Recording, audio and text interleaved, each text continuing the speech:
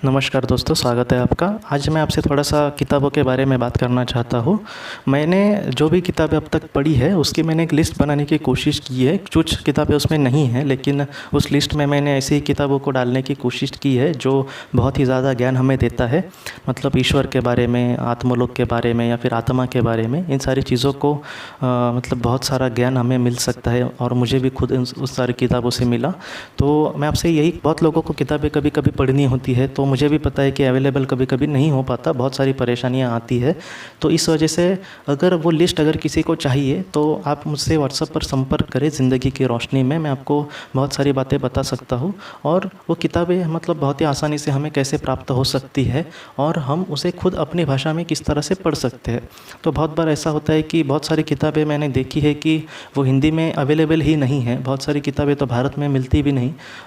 Phone call from dead ऐसा एक नाम की किताब है, सचमुच मुझे अब तक वो मिली ही नहीं कहीं और वो अवेलेबल ही नहीं है भारत में। तो अब तक तो वो मुझे नहीं मिली, लेकिन ऐसी बहुत दुर्मिल वगैरह जो किताबें होती है वो कभी कभी हमें नहीं मिलती। तो उसमें से अगर जो नहीं मिलती उसके बारे में नहीं बोलते, लेकिन ये जो सारी किताबें हैं जो हमें बहुत सारा, मैं क्या ये कहूँगा कि वो ज्ञान का सागर है, तो उसकी मैंने लिस्ट अपने हिसाब से लिखी है।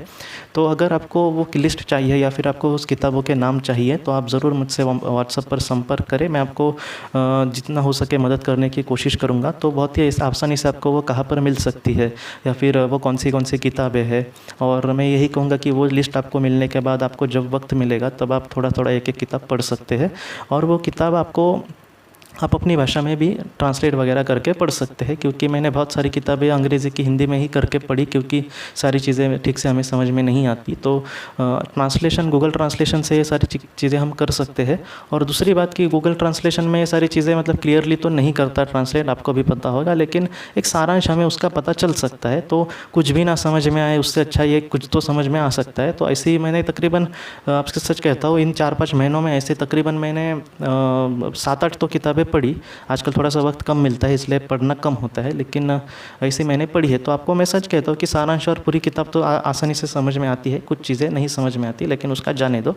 तो इस तरह से हम किस तरह से वो पढ़े, या फिर अगर हिंदी में आपको पढ़ना है तो कोई भी मतलब लैंग्वेज में हो किताब, और वो अगर हमें हिंदी में पढ़नी है तो आपको पढ़ने की भी ज़रूरत नहीं है। मैं सच कहता हूँ, मैं उसको ट्रांसलेट करता हूँ और टेक्स्ट टू स्पीच का एक ऐप होता है उसमें डालकर सुनता हूँ। मतलब आपको पढ़ने की भी ज़रूरत नहीं है, आप आराम से मतलब वो कॉपी पेस्ट करके वहाँ पे हम आराम से हेडफोन लगा के आराम से सुन सकते हैं। तो इस तरह से आप किताब पढ़ सकते हो और बहुत ही जल्द होती है। मतलब हम डायरेक्टली जब लेकर पढ़ते हैं किताब, उससे तकरीबन 3 गुना ज़्यादा हम आसानी से ये पढ़ सकते हैं और कभी भी पढ़ सकते हैं, रात को सोते समय वगैरह।